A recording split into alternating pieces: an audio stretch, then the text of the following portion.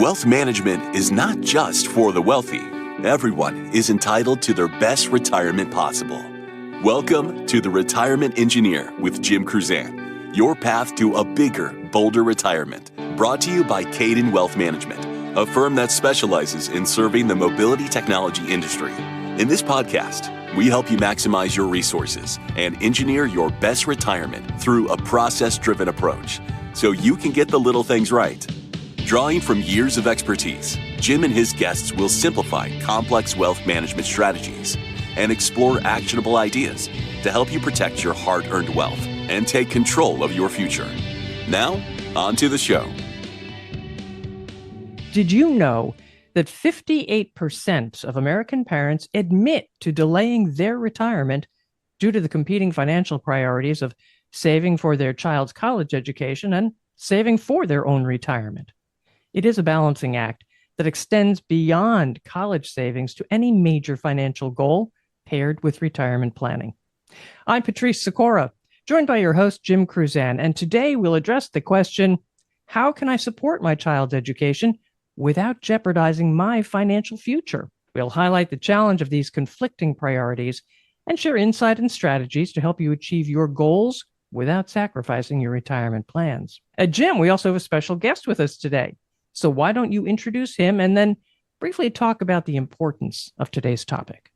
All right, I will. But before I introduce our guest, I want to kind of set him up here. So, as parents, we want nothing but the very best for our kids. And at a very early age, we go out of our way to make sure that they have all kinds of experiences and participate in school activities and after school activities. And it's a sense of pride as a parent to watch our kids flourish like that. And for many of us, it culminates in the graduation of our child with a college degree. And then they're kind of off onto their career or out in the community. And as much as that's a goal for most, it's also a very difficult goal to achieve for a variety of reasons. One of which is this, as you mentioned, this balancing act. We're trying to save a sizable amount of money for college education that comes up in an 18-year period or less, which is quite a bit shorter than saving for a retirement, which may come about after a 30 or 35-year period. And this balancing act can be very, very tricky to the point where many parents just don't get it right. And something lacks. Either they don't have what they need for college ed, or they don't have what they need for college or for retirement. So I wanted to bring on this podcast one of our team members, Darren Brennan. Darren is not only a wealth manager here at Kaydan Wealth, he's also a certified financial planner. And Darren handles quite a bit of our next gen relationships. And these are younger adult children of many of our more senior clients. And they're right in the throes of trying to save for college and also save for retirement. So there's nobody better on our team to address these issues than Darren Brennan. So Darren, welcome again to the Retirement Engineer podcast. We're happy to have you here today. Yeah, excited to be here. As you mentioned, I work with a lot of our clients that are in the middle of this dilemma. And me personally as well, with 4 young children, I have experience with that, with this topic myself. I bet you do. The problem multiplies and gets far more complex the more children we have, obviously. Well, let's get right into this and kind of start at the beginning. And let me attempt to kind of paint this financial landscape, what the problem really is. First off, college education is really, really, really expensive. The most recent data that we have, which is really a year or two old from the 2022-23 academic year, the average public college, 4-year university is a little over $27,000 a year today. And that includes tuition, fee, room and board. The average private university over that same period of time is just over twice that amount at $56,000. And the one thing that a lot of parents don't consider is if you send your child to a public school out of state, that cost can be 2 or 3 times what the in-state cost is for citizens within that particular state. And if you did the math on that, in many cases, that's actually more expensive than a private school. And we think, well, why do that? We're blessed with a lot of universities in state. Well, that might very well be the case. But there are certain schools that are known for certain programs that just aren't available elsewhere. I had a conversation not that long ago, actually just the last couple of weeks, with a client of mine. We kind of revised their education savings plan because their oldest, who is now a freshman, is going to school in Pennsylvania. They live in California, and they thought that they would certainly have the ability to go to a public school because California is one of the largest public university programs of any state in the country. Unfortunately, this student wants to study nuclear engineering, and California doesn't have a particularly great program. They have one school. It's incredibly competitive, but this other state has an also equally great school, and he was accepted there. So all of a sudden now they're faced with 2 to 3x the cost because of the field of study and locale. But that's only half the problem. The other part of this is those costs continue to increase extraordinarily. In fact, it certainly is true that the last couple of years, college education costs have been coming down, meaning the rate of increase is slowing. But over the last 20 years, the average cost increase has been about 9%. Now imagine that. That's hard to invest and expect to get a rate of return equal to simply the inflation rate. Additionally, let's put this also in perspective. Inflation, regular inflation, cost of goods and services, food, et cetera. I know it's been higher the last couple of years, but over that same 20-year period, that inflation rate now through July, 20-year average is now 2.47%, up from about 2.23. So the cost of college education is 3 or 4x the cost of normal everyday inflation. And then let's talk about returns. The problem that we have with college education funding, as opposed to retirement planning, and we'll touch on this in a moment, is when you plan for retirement, you got 20, 30, 35 plus years of working. Then you're faced with, good Lord willing, 20, 25, 30 years of retirement. So you can afford to accept a little bit more volatility. With college ed funding, we've got maybe an 18-year period, and then we plan on spending the whole thing in the next 4 years. We don't have the ability to see a huge drop because we don't have the time to wait 3, 4, 5 years to dig ourselves out of it. That will already surpass the cost or the time in college. So it's really, really important. A 1-year CD, by the way, over that same 20-year period, had a return of just over 1%, 1.08. So you can see the dilemma. And then on top of all that, the other issue is in many cases, and I would argue in most cases, it's not a 4-year college education. It often takes that student 4.5 to as much as 6 years to complete a program for a variety of reasons. It may have taken more than a year or more to kind of figure out exactly what type of study they were interested in or what kind of floated their boat. But it's generally a journey that's completed in something beyond 4 years, yet the cost remains the same. So it's really an issue. And because of all that, it really kind of jams people up when it comes to saving simultaneously for retirement. Darren, would you like shed some points on that? Because I know you have these conversations all the time with some of our clients. Yes, it's critical, right? To take care of yourself first, right? The household, the parents. There's a lot of pressure. I get a question asked me all the time is, are you going to work till you're 70?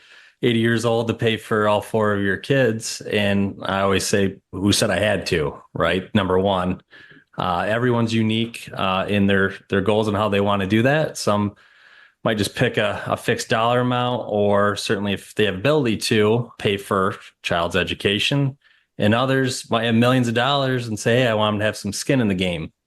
And that might make them make different choices than going through, switching majors. Like you mentioned, sometimes it takes 6-7 years to get a bachelor's degree. Right. But I always say, take care of yourself first. Jim, you've said this. I've heard this in many client meetings. Quote you have is, you can always borrow your way through an education, but you cannot borrow your way through retirement.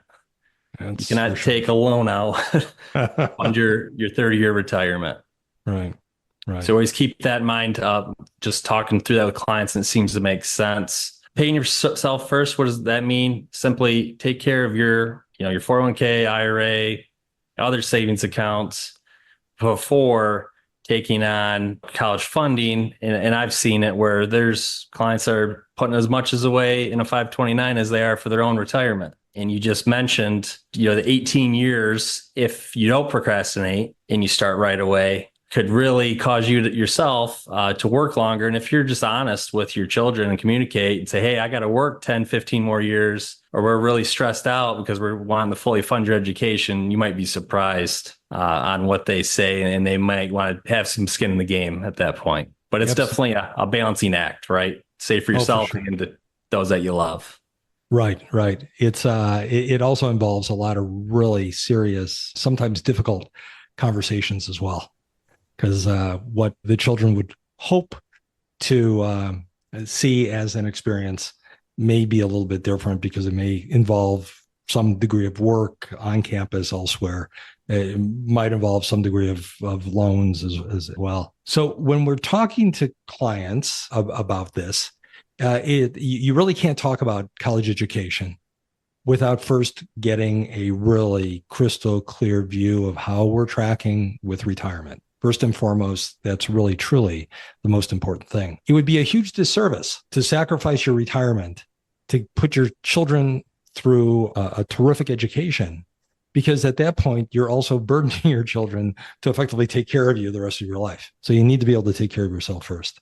And that's doing the retirement planning, running the spreadsheets, looking at where we're tracking, et cetera. And then, and only then, if we're tracking well and we have the wherewithal from a budget point of view, that we can then divert some of that money toward college education, so be it. In those periods of time when we don't, meaning we've got a dollar that we can put away somewhere, we know we need to put it away toward retirement, but we'd really like to do something for college education.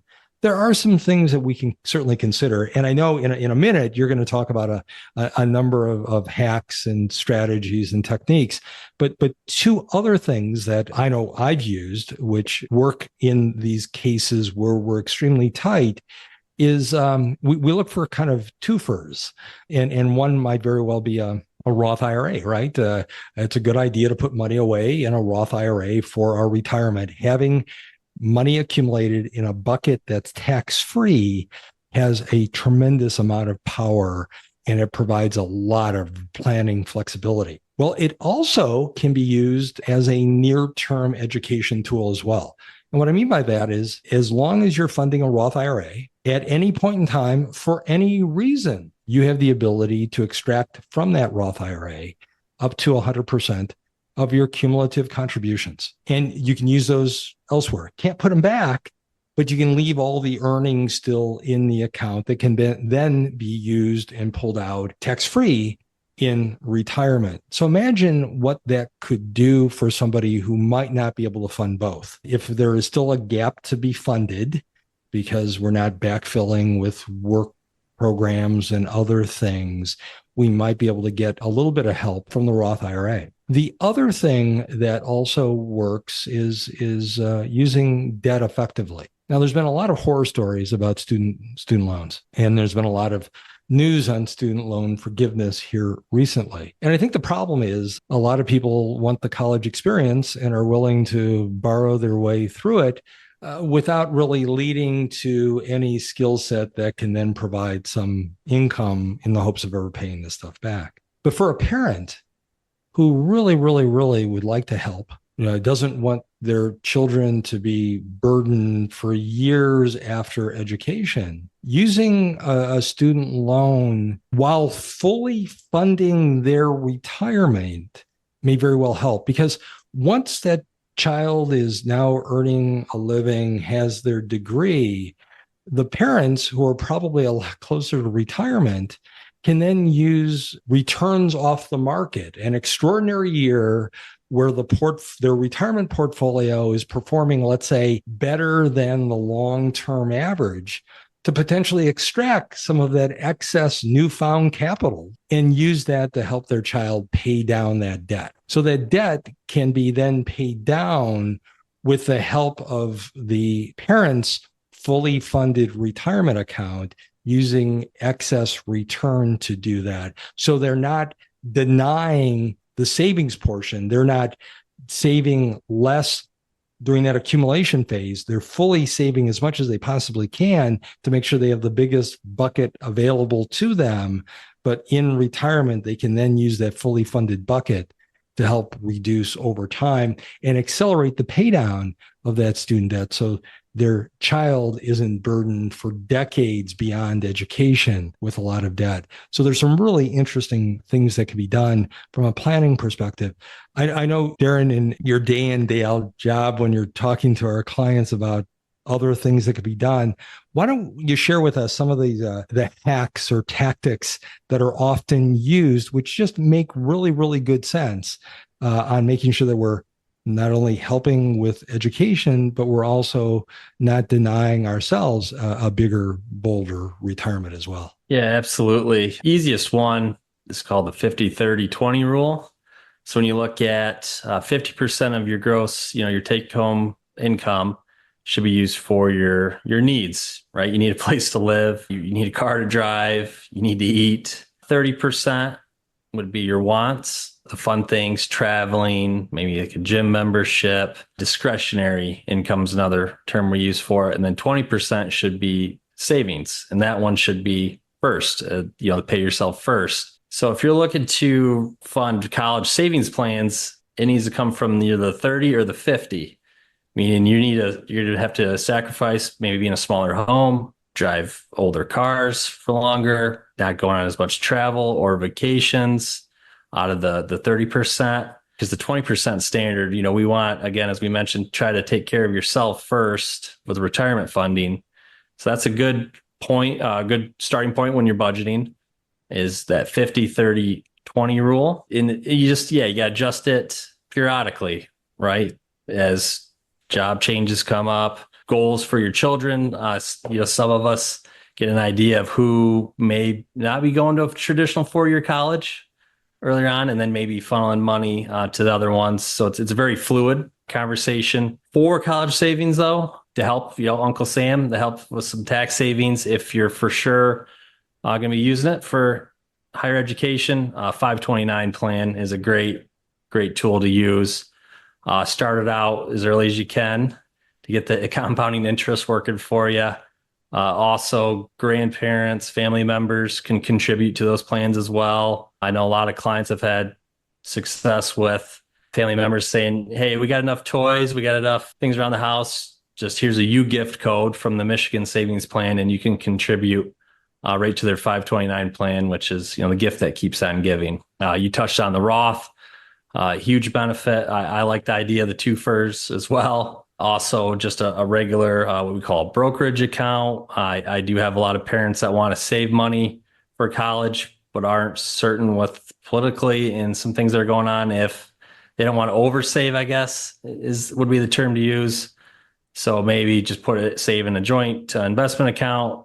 Child can use that for education down the road, first car, first home down payment. Very flexible as well. Excellent. Yeah, there's just a tremendous number of opportunities to put money away, gift appreciated stock to a child. There's all kinds of things. And also all of this needs to be considered in conjunction with the FAFSA form that one would fill out as well. You want to make sure that if there are opportunities for scholarships, those kinds of things, that we're positioning the assets and any cash flow that's being generated to certainly take full advantage of whatever those things would be. It's really, if you think about it, the requirement is a clear understanding of some of these trade-offs. And I think it's also a conversation about prioritization. You mentioned it. Not everyone is suited for college, but that doesn't mean that parents shouldn't have a conversation with their children about career opportunities. Maybe taking courses in coding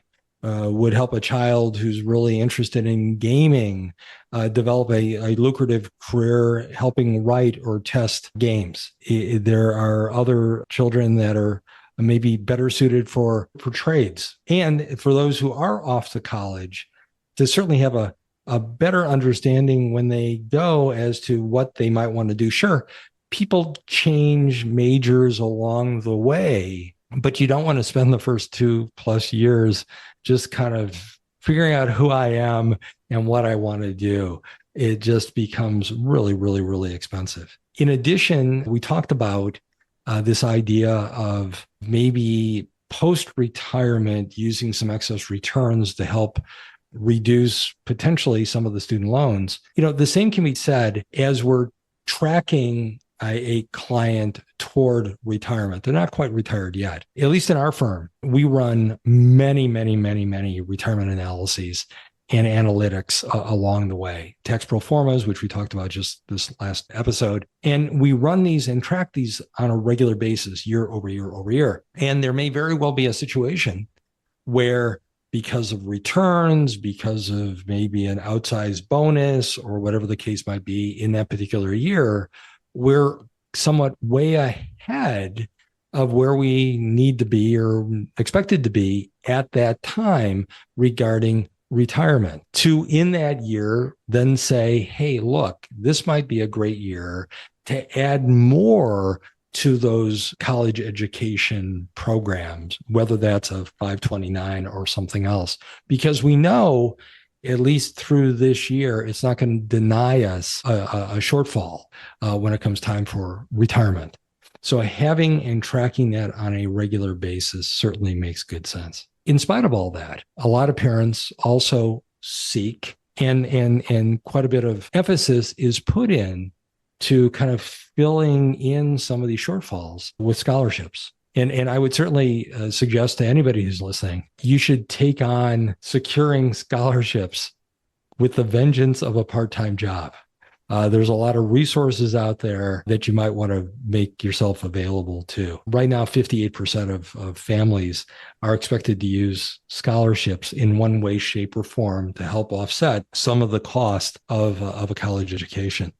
And there are some really interesting services that are out there. In fact, Sallie Mae, which used to be an old government agency, it's now for-profit. It's a student loan marketing corporation, but they've got a website that has a lot of scholarship opportunities that are available. Appily, APPILY, is a website that provides that. bold.org. Scholly, SCHOLLY, also a site that has just dozens and dozens, if not hundreds, of different scholarships. And these scholarships can be organized by interest. I'm an engineering student. What scholarships are set up for me? Or by life experience. I was raised by a single mom, or I'm an adopted child. There are scholarships for those things as well. So certainly there's a tremendous amount of money that's out there that can certainly help. All you have to do is a little bit of digging and filling out applications. So in that, a little bit of pre-planning is also really, really important. Make sure you have all of your letters of acceptance or letters of interest, referral letters, all those things in advance, because you'll use those multiple times every time you file for a scholarship or a grant. If you need your coursework and your grades, have have those records available as well, because you'll repeat the process quite often. There are also other opportunities as well. It's almost a cottage industry now. There are advisors that you can hire, or coaches that'll help coach you into securing additional funding and scholarships and grants. Will help coach you into writing the perfect application to get into a school of choice, et cetera. And then we haven't even touched on school-related work programs, or working part-time, or universities that participate in paid internship programs. Here at Kaydan, we have a lot of engineers as clients, and quite a few of them attended college, but also interned at ultimately the firm that hired them, and it was a paid internship. So they were earning a considerable amount of income at the same time they would go to classes, one semester on, one semester off. And it provided a lot of opportunity for students who may not have had the same opportunity if they were to go and be responsible for paying a full 4 years without the job opportunities and security. So it's really quite important. And last but not least, there's always community college as well. And I know, Darren, you've got some real life experience in that regard. And I would certainly suggest that, hey, cost per credit hour is a lot less.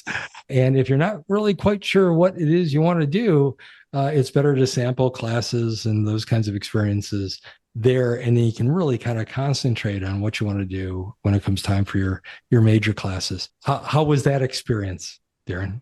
My mom, right? She was very upfront with me and said, hey, this is what I have set away for college for you, dollar amount. And I took it upon myself to, look into community colleges. And when I found out a lot of colleges now have either a two and two or a 3-year community college, then 1 year at, for example, Lansing Community College. You go there for 3 years, go to Michigan State for your senior year, and you end up with a Michigan State degree, right? Nice, amazing, beautiful degree from Michigan State. I did this similar experience when I looked at the cost, just as you mentioned, applied for a few scholarships. My first 2 years of community college were free, zero. And that decision also led me to live at home, because when I seen the living expenses, if my mom would have happily paid for it, I would have lived in Mount Pleasant with everyone else, but I commuted, just made the decisions differently. And then ultimately went to CMU, easy transition. All the credits obviously transfer over because they have a program there. In the community college itself is more, this particular one was more of a homey feel, very small class sizes, 20, 25. So it can be an easier transition for those that aren't either used to walking into an auditorium with 200 plus, and then also gives you some time to feel out what you want to do versus paying the full, $300, $400, $500 a credit hour that you do at the bigger universities. So it worked out well for me.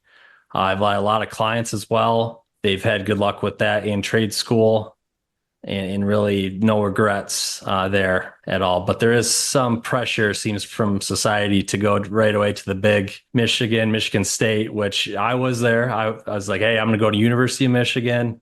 And then when I sat down and thought about it, for me personally, it just wasn't worth the extra cost for the degree I was going into. Right. Hey, Jim and Darren, this is Patrice, and I just want to pop in with my own story for community college.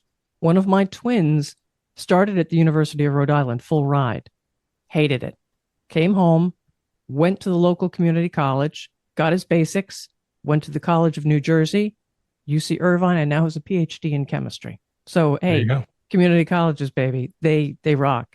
They really do. Yep. Absolutely. I just wish the more parents would have those kind of conversations, because I can imagine having the 2 years Darren kind of paid for, free community college. Your cost to secure a degree was probably very inexpensive, considering what it would have been for the same student who decided to go to CMU for the full 4 or more years. Just amazing. Absolutely. Yeah. Huge cost savings there. And like I said, in the pressure, right? I didn't have as much pressure on me. Work 2 jobs or, stresses there. And it was a great transition. I would recommend everyone, taking a look at community colleges. There's plenty of them here good ones in the area. Sure. So in summary, bottom line is for many, the best route to success is securing a college education, not for everyone, but for a vast majority. And the cost is incredibly expensive. And you do not want to forsake your retirement preparedness to educate your children. I've had way too many clients over the years who didn't save for college education. It comes time to send their child off. So they're now paying for it out of household cash flow. And often to have an extra 20 or 30,000 a year after tax discretionary income just doesn't happen. So in many cases, they find it convenient to start borrowing money from a 401k, and they use that to fund education. And you're allowed one loan a year, and you can have as many as 5 loans outstanding. And by the time that first child is complete with their degree, they've got 5 loans or 4 loans outstanding. They have much less money in the 401k than they started with. And then by the time they send their last child to school and that child graduates, they wake up to the fact that now the kids are out of the house, but they've got a real short runway to put it all back together again. Because now they're of that age where they certainly are retirement age-like.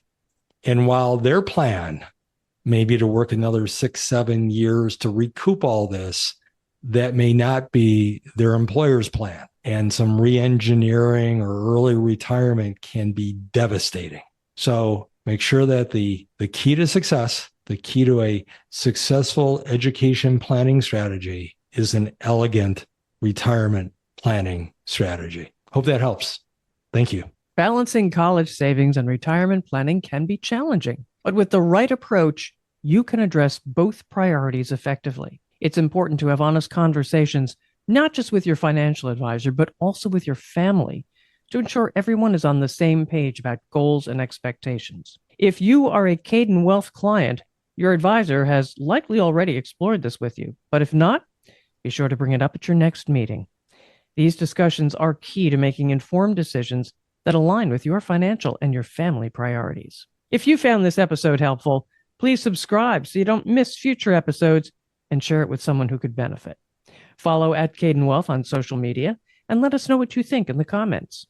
Your feedback and topic suggestions help us improve and make a bigger impact. Thanks for supporting our show. Thank you for listening to The Retirement Engineer with Jim Kruzan. Click the follow button to be notified when new episodes become available. Visit our website at www.kaydanwealth.com or give us a call at 800-638-6900. The information covered and posted represents the views and opinions of Jim Kruzan and this episode's guests, not necessarily those of Kaydan Wealth Management. The content has been made available for informational and educational purposes only. The content is not intended to be a substitute for professional investing advice. Always seek the advice of your financial advisor or other qualified financial service provider with any questions you may have regarding your investment planning.